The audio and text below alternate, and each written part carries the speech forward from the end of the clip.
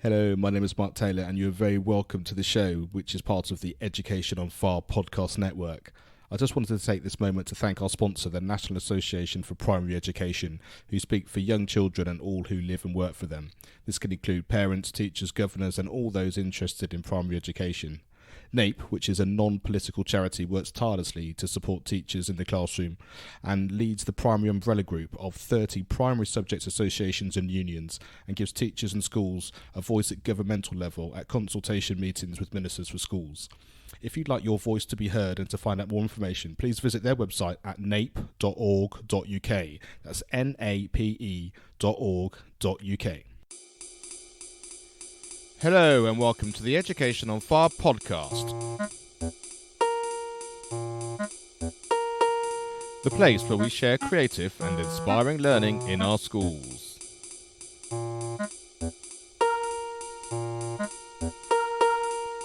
Primary Music Special, episode 104. Hello, welcome back to the Education on Fire podcast with me, Mark Taylor.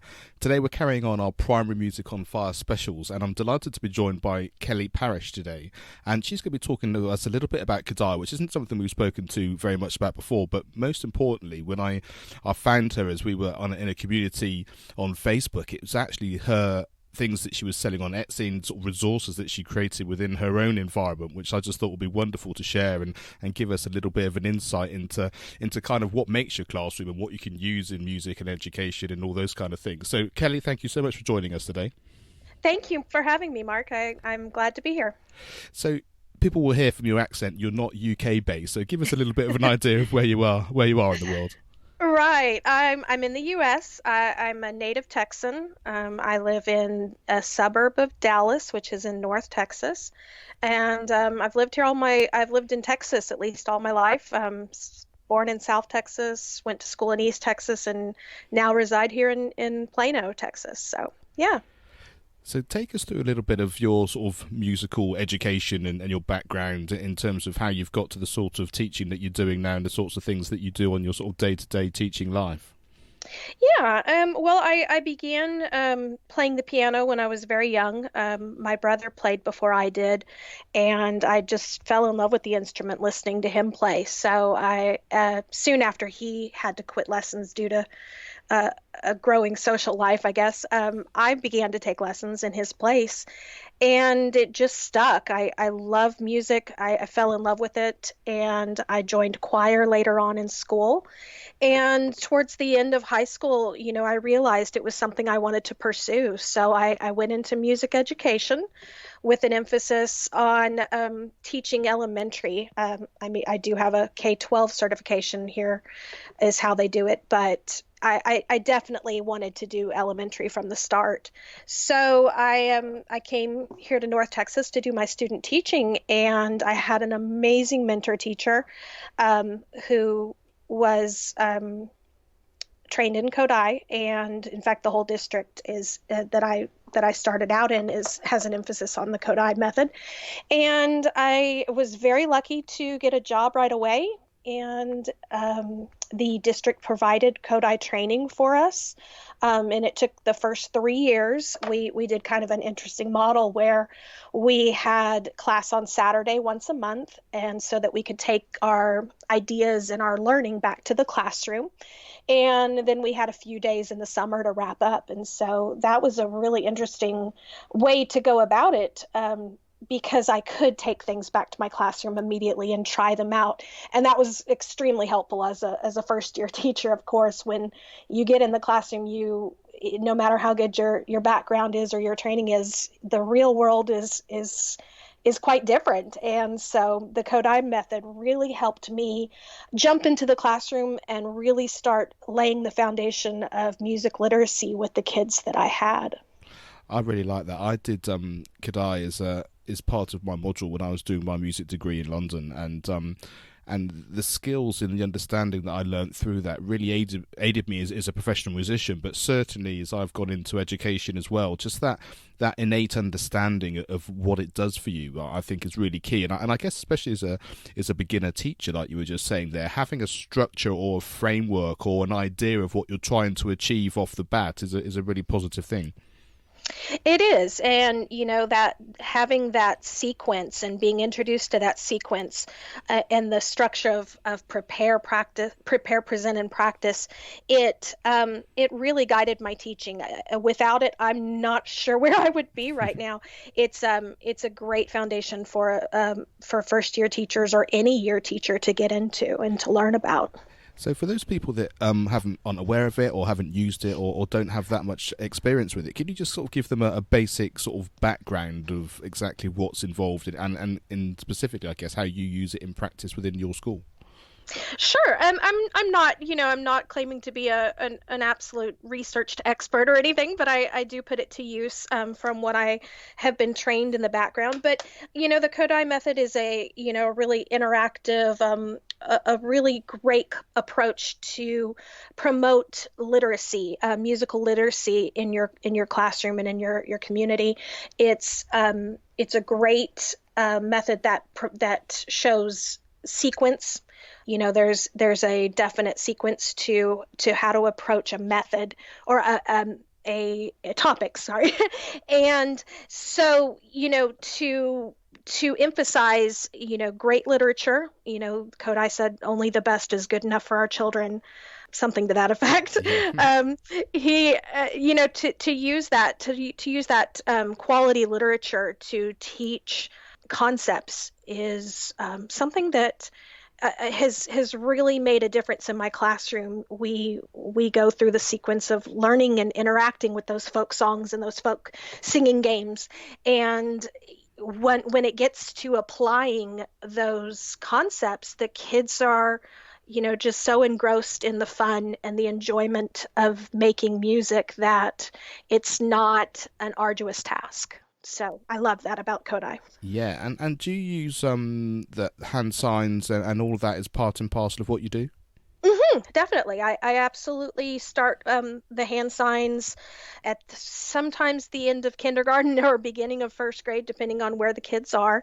And we start with high and low, so and me, and build from there. And it's a great way to build that oral concept of hearing music first before notation. So absolutely, I love the solfa.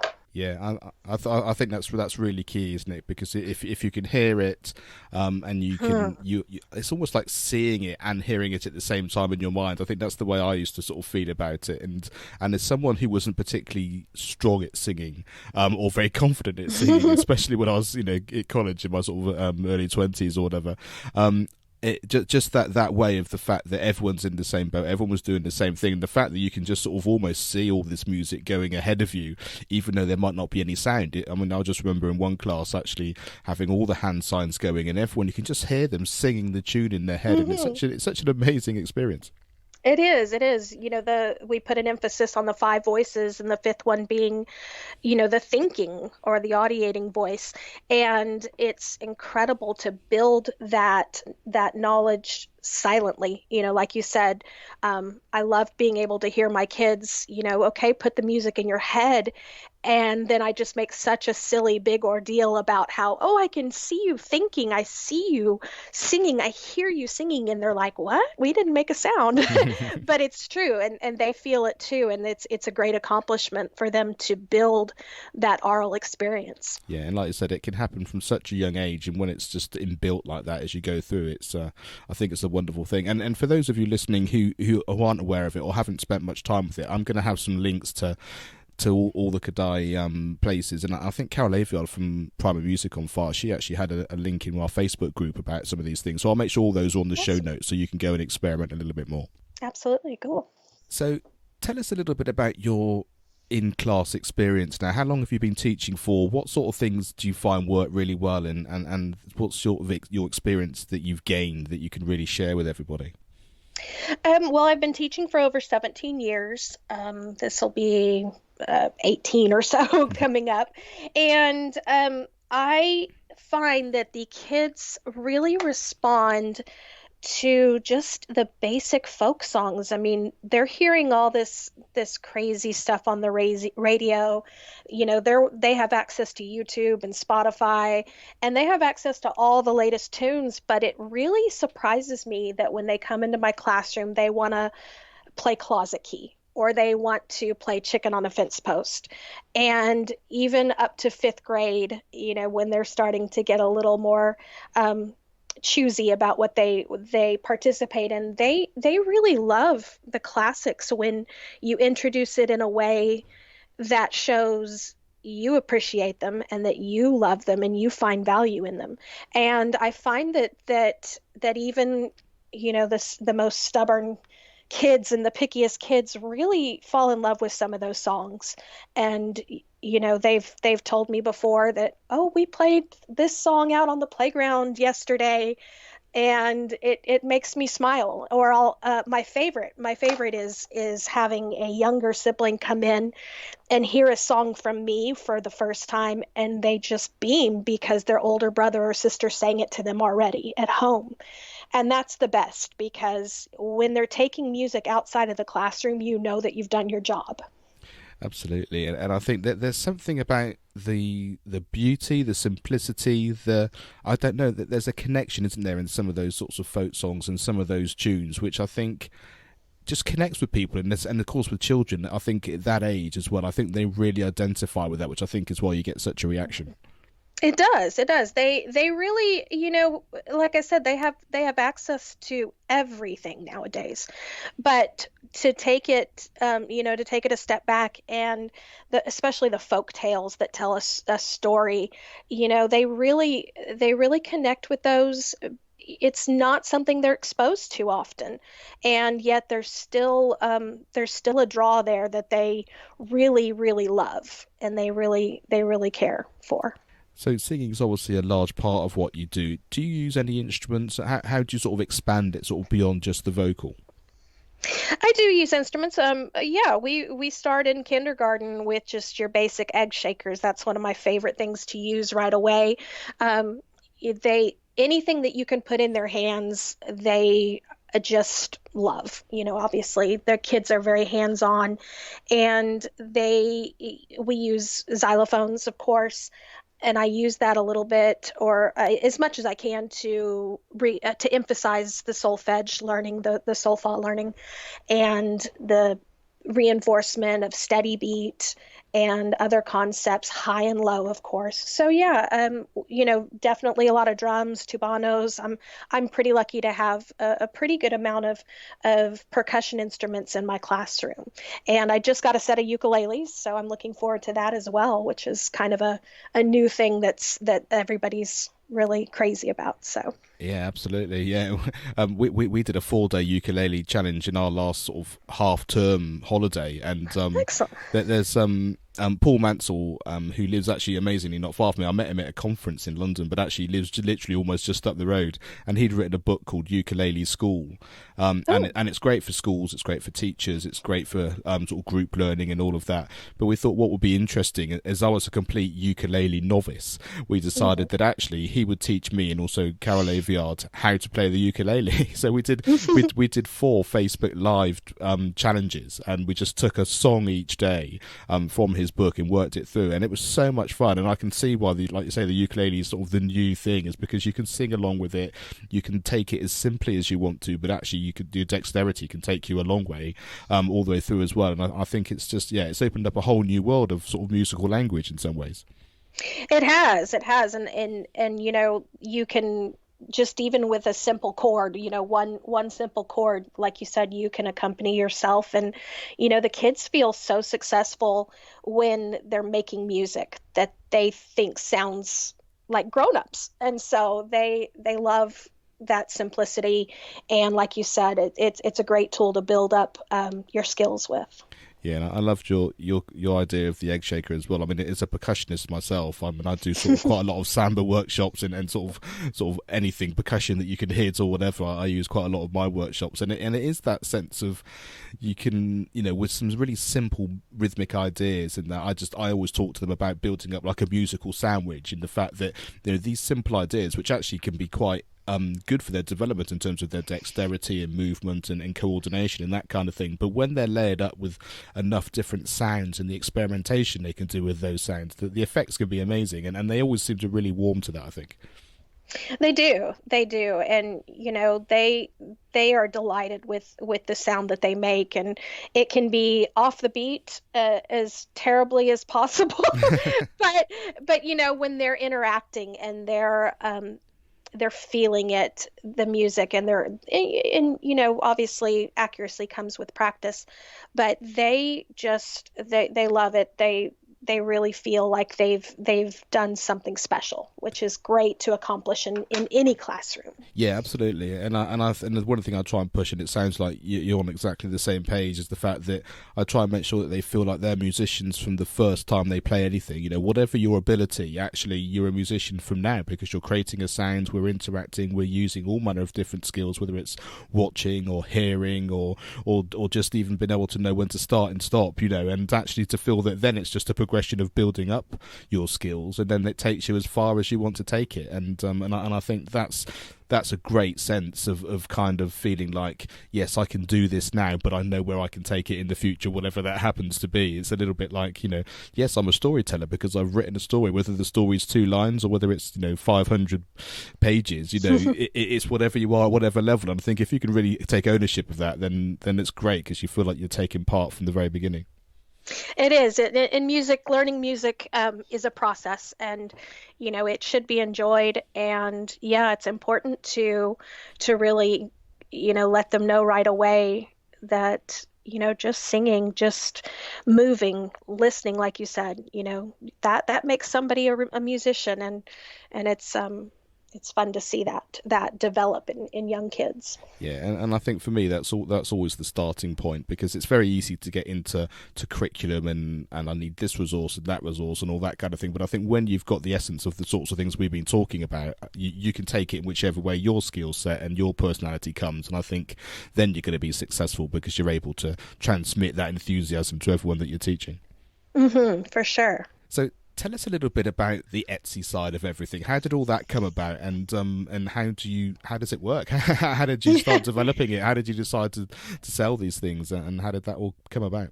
Yeah, well, I've always been a little bit crafty, I guess. I love making things for my kids. I love, painting things and making stickers and making hands-on manipulatives that kids can learn from, and they love when you bring that stuff into your classroom. They get excited when you put something in their hands. So I guess I've always been, making things for my classroom. So I was on a break from teaching for a year or so, and I just kind of was in a point of my life where I had the time and I had some ideas in my head, and I opened up an Etsy store, and I only had a couple products at the beginning. One that in particular that I had kind of developed the summer before that, and it just kind of took off. I asked around and really did some research about how to get my name out there. It's the hard thing about Etsy is it's a lot of self-promotion and marketing. Even though there's obviously a built-in search engine, you have to drive people to your store and tell people what you have to offer. So, I did enough. I did as much research as I could, and it grew from, a very tiny store to, a medium store. I'm hoping it continues to grow. It's something I'm very passionate about. I love offering products that can help any teacher make their life a little easier in the classroom. And I love making things that children can put in their hands and learn from and experience music through. So. And can you give us, as wide an example as you can of actually physically what those things are, what they look like, how you created them, and then sort of how they're being used? Sure.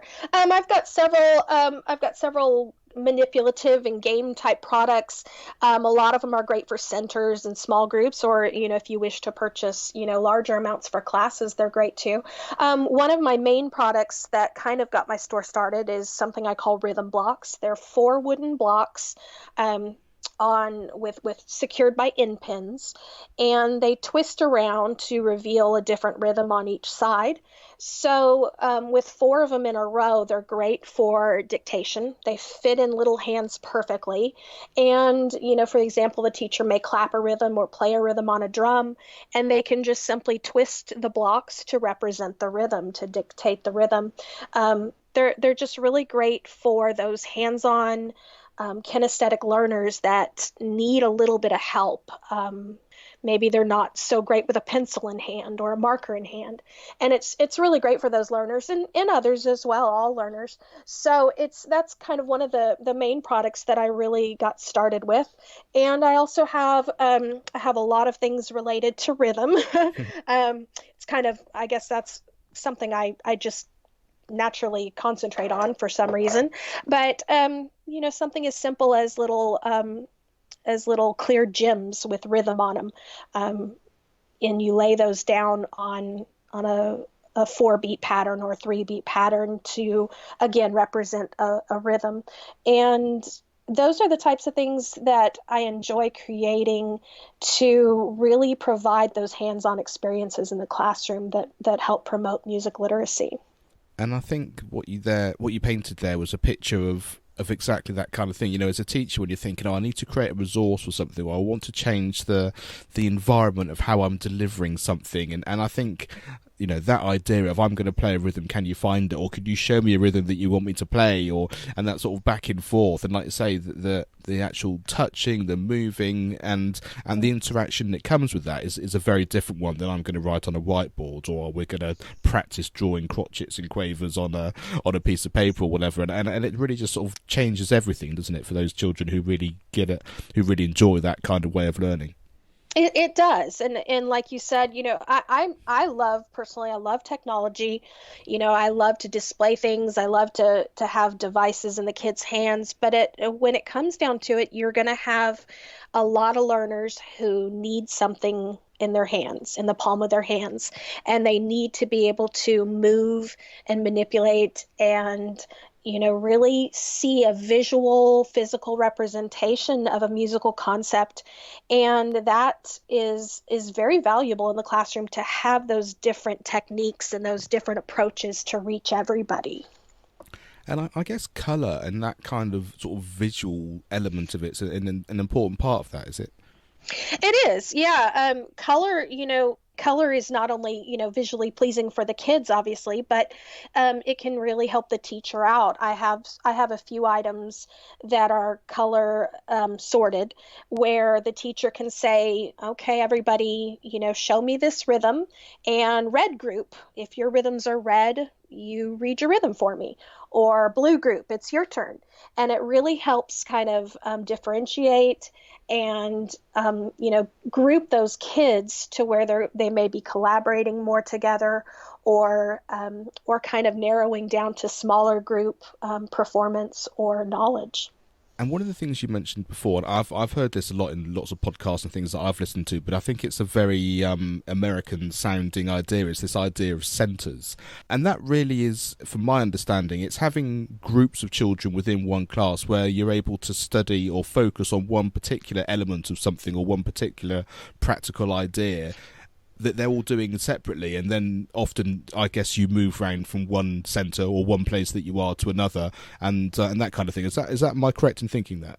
Yes, basically, yeah. You can have all your centers be set up around the room, and they can all be different concepts that you've been studying, and you want to kind of have an accumulation of knowledge that day. Or it can be a different center on the same concept, so that they get a different experience at each station.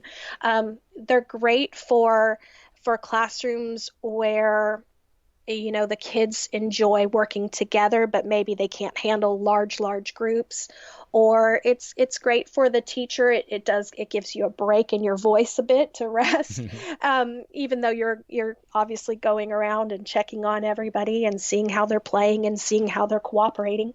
But it's a great skill. It's something that's more and more common, and a lot of administrators are looking for small group interaction rather than whole class teaching. So it's great for those moments. Yeah. Yeah, and I really like the fact that I'm really keen on encouraging experimentation, especially when they're young. What does this sound like? How many different ways can you make it do something different? Or how can you create this sound? Is it metallic? Is it wood, or whatever it happens to be? And it's quite hard to do those things, like you said, in a large group. But actually, when you've got lots of sensors or lots of different ways of doing it, and I think one of the key things is for you as a teacher to be really clear about how it all works. How long is each sort of area going to be, or each centre, how long are you going to spend on each particular centre? How do you get them to start? How do they know when to stop? Is there a signal? Is it visual? Is it a sound of some description? How do they then move from one group to the next, and all that kind of thing? And they can be really simple ideas, but it's important that you as the teacher actually really understand how it works for you, and how you can then make sure that the children understand it works as well. Right. I mean, it takes practice to implement centers in your classroom. It's not something you can just set out a bunch of things and say go. They do need a lot of guidance, and luckily, they experience that in most U.S. classrooms. They do this type of thing, and so coming to the music room and experiencing it as well, is mostly pretty natural, but they will act like they've never heard of it before sometimes. but yeah, it's definitely something that you have to develop as a teacher, and you have to come up with your transitions and how do you present the directions, and you have to practice it before it happens. So it's different in every classroom. It just depends on your kids and your personality and your setup.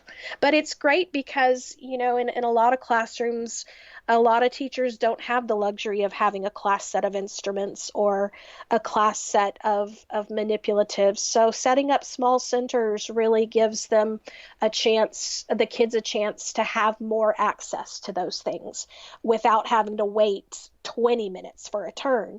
They get access to those experiences, and obviously with ability to reinforce concepts at the same time. Yeah, and I think that amount of time and the concentration, and I think that the ability to be relatively fast paced. You're here for 5 minutes, or you're here for 10 minutes, or this is going to be a quick one, or whatever, or however you decide to do it. And a little bit like we talked about before, it really is. Use your skills, use what you have to offer to make that part of your class. As a drummer, I spend a lot of my time, it's like you say, it's really rhythm based, that I can do that, and I can make lots of noise and all that kind of thing. But if you're much more vocal based, or if your skills are elsewhere, just use whatever works for you. And I think that way that they really do get to understand who you are, which is an important factor in terms of getting music across, isn't it?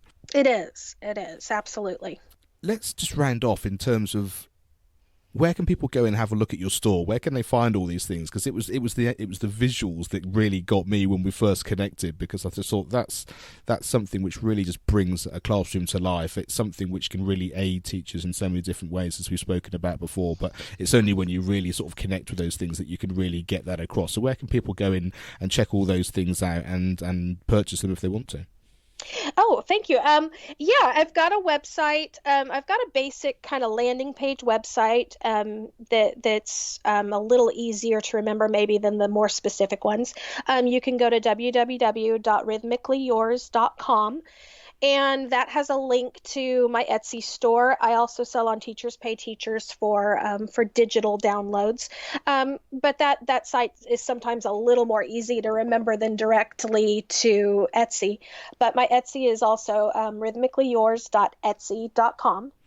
And I have a variety of stuff. I've got things for both the teacher personally, and then of course the classroom materials that are becoming a great way to teach. So Yeah, that's fantastic. And we'll have links to all of those on the educationonfire.com show page for this particular episode. So if you go to educationonfire.com/Kelly Parish, it'll pop up and we'll have links straight through to all those things. So if you haven't quite remembered it from there, you can definitely get it from the show notes. So Kelly, thanks so much for chatting. It's been really interesting. It's great to have a conversation with someone in America as well as just people that we speak to here in the UK. And I think what I love about it is that music is the centre and the connection for all of these things. And while some of the names might be different and some of the ideas in terms of how you have to say them are different, the actual musical element's always the same, and that's what connects us all together. Absolutely. I love that music is a universal language. So it's been a pleasure talking to you. Do you need help and support in creating and embedding music in your school? If so, we have created Primary Music on Fire to help you with just this, a music membership site that's taking the fear out of teaching music by giving you the step-by-step skills and ongoing support you need to produce lifelong musical memories for you, your school and your pupils. Go to educationonfire.com/primary-music. Thanks for listening to the Education on Fire podcast.